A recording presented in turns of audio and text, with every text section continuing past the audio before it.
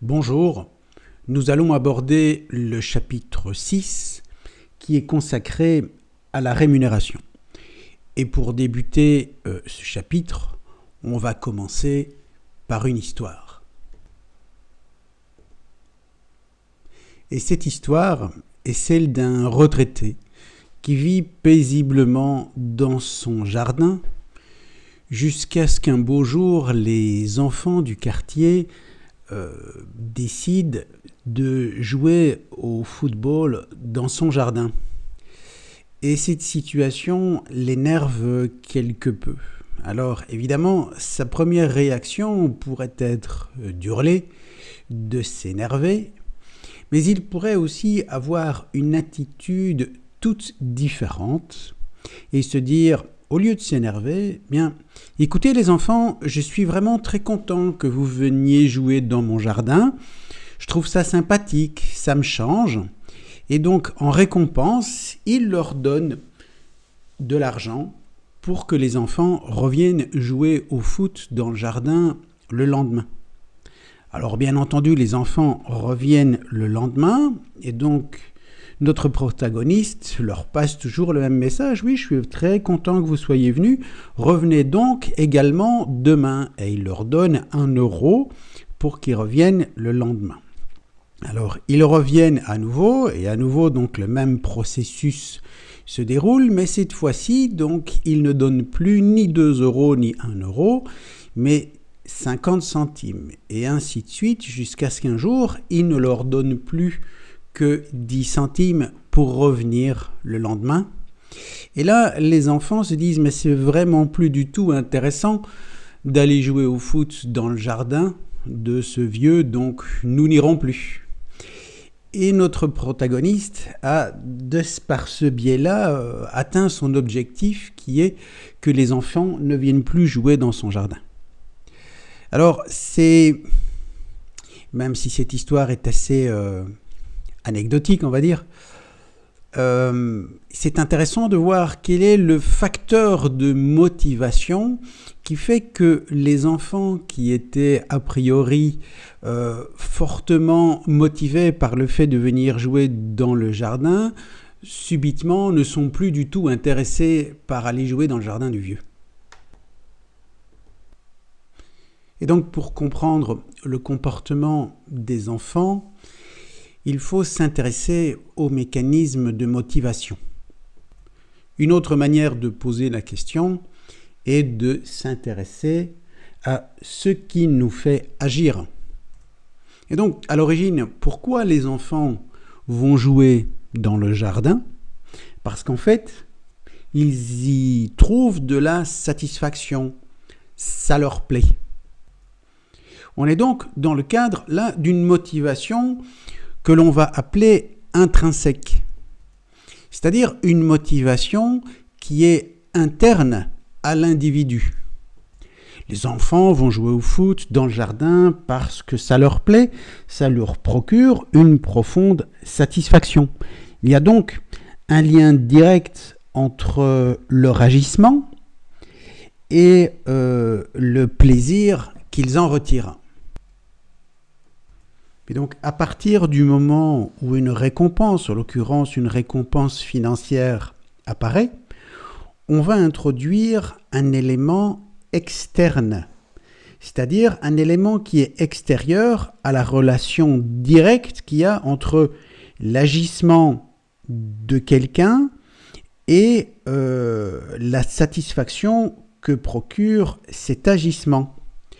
Et donc, on introduit à ce moment-là une motivation qui devient extrinsèque.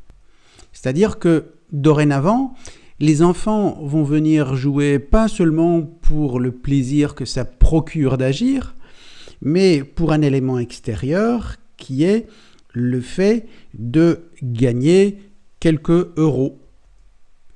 Et je dirais presque alors naturellement, si cet élément extérieur tend à disparaître, eh bien alors la motivation extrinsèque va elle aussi s'éteindre peu à peu.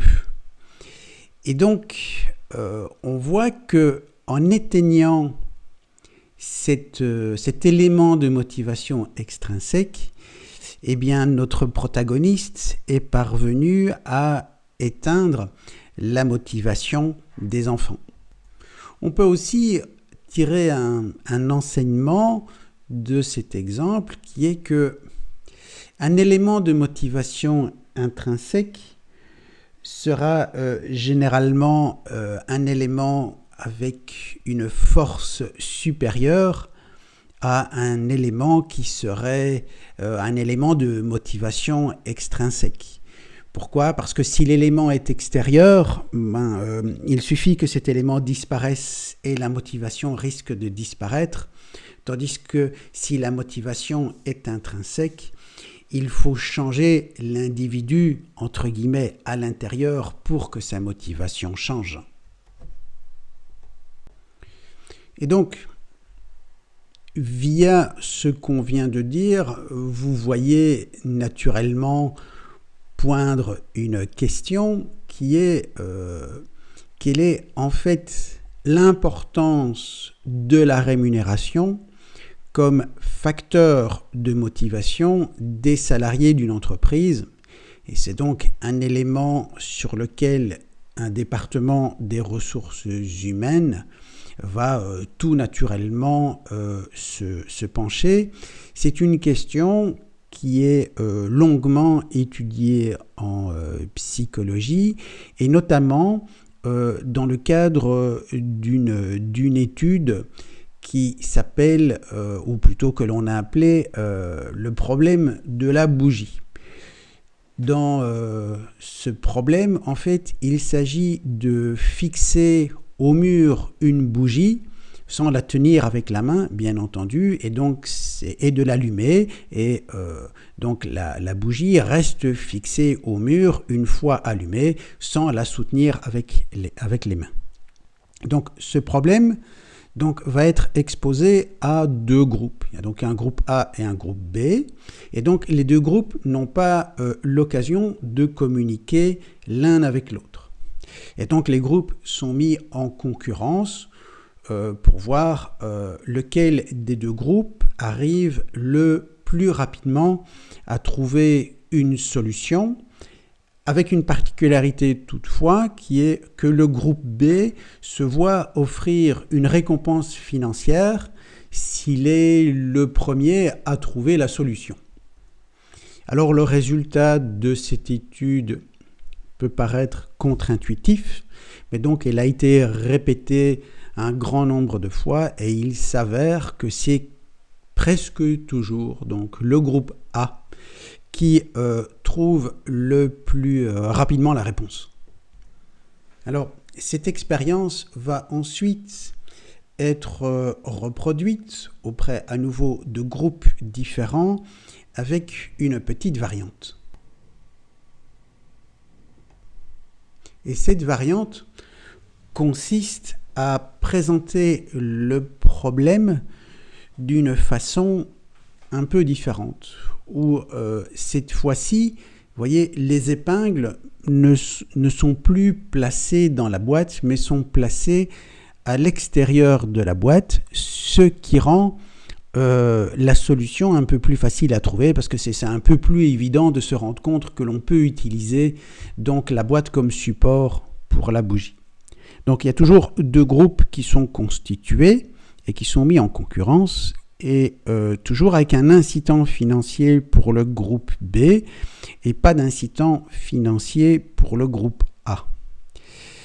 Et lorsque l'on répète cette opération auprès de personnes différentes constituées en groupe, on voit que cette fois-ci, évidemment, le problème est plus simple, la solution est plus évidente à trouver, c'est le groupe B qui, dans la très grande majorité des cas, trouve la solution plus rapidement.